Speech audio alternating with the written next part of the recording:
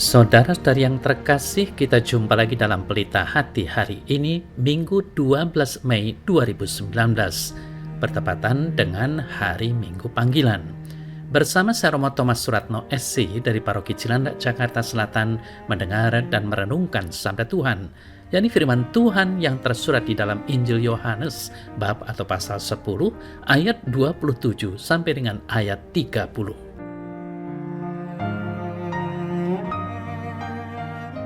Domba-dombaku mendengarkan suaraku, dan aku mengenal mereka, dan mereka mengikut aku.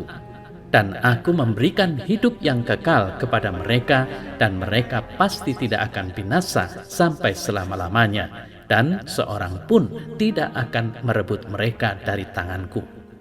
Bapakku yang memberikan mereka kepadaku lebih besar daripada siapapun, dan seorang pun tidak dapat merebut mereka dari tangan Bapa. Aku dan Bapa adalah satu. Saudara-saudari yang terkasih, sejak awalnya gereja umat beriman memang tidak pernah lepas dari kesulitan dan penganiayaan. Namun penderitaan yang dialami memurnikan dan menumbuhkan semangat mereka untuk mengikuti jejak Kristus. Kesulitan yang ada malah mempererat kasih dan sukacita di antara sesama jemaat untuk saling meneguhkan iman. Saudara-saudari yang terkasih, Kitab Wahyu menyampaikan buah yang indah dari penderitaan. Yohanes melihat bahwa di sorga terdapat kumpulan orang-orang yang tak terhitung banyaknya yang memakai jubah putih dan memuliakan Allah. Mereka adalah orang-orang yang telah mencuci jubah mereka dan membuatnya putih di dalam darah anak domba. Wahyu 7 ayat 14. Orang-orang itu adalah para kudus dan martir yang telah keluar dari kesusahan besar dengan tetap teguh mempertahankan iman mereka akan Kristus, Sang Anak Domba Allah yang telah menebus dosa-dosa dunia dengan darahnya. Saudara-saudari yang terkasih, sungguh betapa bahagianya jika kelak kita pun tergabung dalam bilangan para kudusnya yang berdiri di hadapan tahta Allah dan memuji Tuhan siang dan malam. Namun, semasa kita masih hidup di dunia ini, Tuhan menghendaki agar kita melaksanakan tugas-tugas kita, seperti yang telah dilakukan oleh para orang kudus itu yang telah mendahului kita. Mereka tetap setia beriman di tengah kesulitan dan penganiayaan. Mereka tidak menyerah di tengah pencobaan. Iman dan kasih mereka bersinar di tengah kegelapan untuk memberikan pengharapan bahwa pada akhirnya kebaikan akan mengalahkan kejahatan. Saudara-saudari yang terkasih, mungkin baik kita renungkan bersama bagaimana perjalanan iman kita saat ini. Sebab mungkin kita tidak sedang berada dalam penganiayaan, namun besar kemungkinan keadaan di sekitar kita tidak sepenuhnya mendukung kita untuk bertumbuh di dalam iman. Sabda Tuhan hari ini mengingatkan kita untuk terus terikat pada Tuhan dan berharap kepadanya. Selalu ada yang dapat kita lakukan untuk mempertahankan nyala iman kita dan nyala iman sesama kita.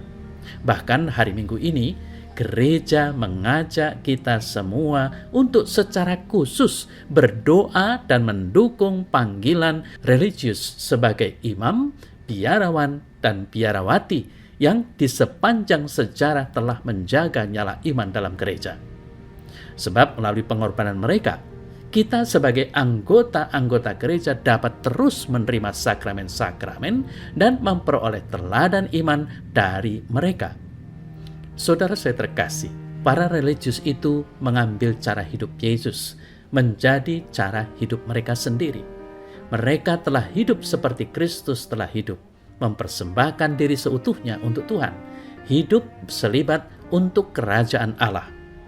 Sudahkah kita mendorong bertumbuhnya benih panggilan dalam keluarga maupun lingkungan gereja kita? Bagi kaum muda, terpanggilkah Anda untuk menjadi imam, biarawan, atau biarawati? Atau terpanggilkah kita, kaum awam, untuk turut mendukung karya-karya mereka seperti menjadi pendoa, relawan, pewarta iman, donatur, bahkan pekerja dan pelayan?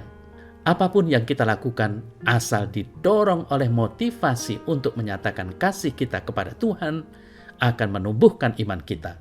Dan bersama-sama dengan para imam, biarawan, dan biarawati, kita menjaga nyala iman dalam gereja. Saudara-saudari yang terkasih, Injil hari ini mengingatkan kita bahwa kita adalah milik Kristus dan kawanan domba-dombanya.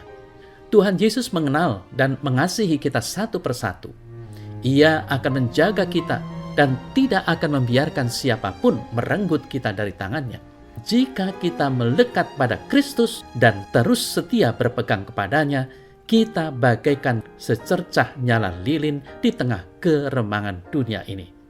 Nyala api itu kita peroleh dari Kristus Sang Terang yang menghendaki kita meneruskan cahayanya di tengah dunia.